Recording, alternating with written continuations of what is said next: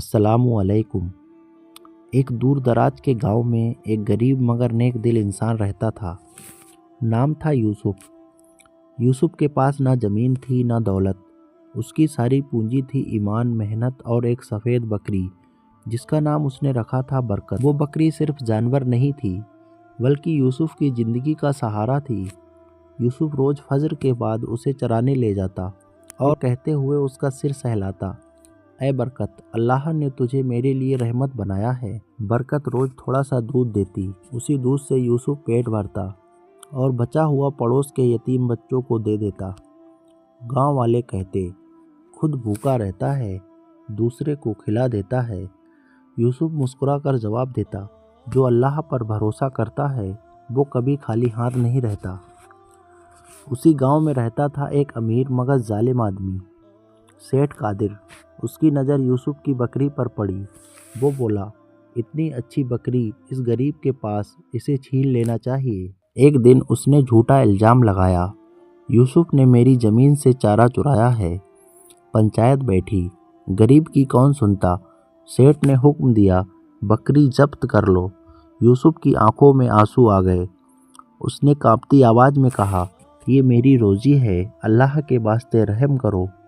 लेकिन कोई नहीं पसीजा। जब बकरी को खींच कर ले जाया गया, यूसुफ ज़मीन पर बैठकर रो पड़ा। उसने आसमान की तरफ देखा, या अल्लाह, तू सब देख रहा है। उस रात यूसुफ भूखा सोया। पहली बार उसका घर सूना लगा। सेठ कादिर ने बकरी को अपने बाड़े में बांध दिया और अहंकार से बोला, अब देखता हूँ इस गरीब का अल्लाह क्या करता है।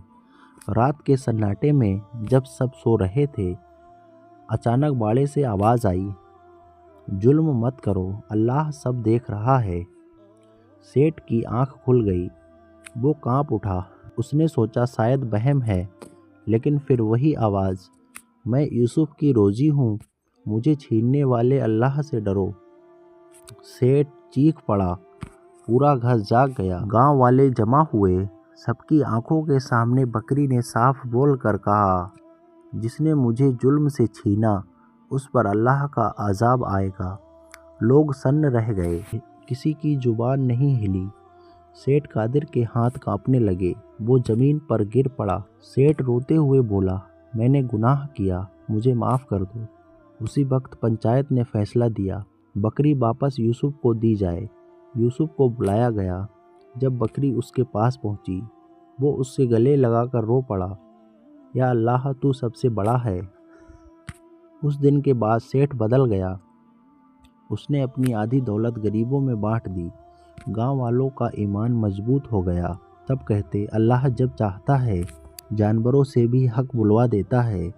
यूसुफ आज भी उसी बकरी के साथ रहता है, लेकिन अब लोग उसे गरीब नहीं कहते बल्कि कहते हैं, ये वो इंसान है जिसकी गवाही खुद बकरी ने दी। अल्लाह की कुदरत की कोई हद नहीं। जुल्म चाहे कितना भी बड़ा हो, सच बोल उठता है। सब्र करने वाले की मदद आसमान से होती है और अल्लाह देर करता है, अंधेर नहीं। तो दोस्तों, अगर आपको ये वीडियो अच्छा लगा हो तो इसे अपने तमाम दोस्तों में शेयर ज़रूर करें और हमारे इस चैनल को सब्सक्राइब ज़रूर करें।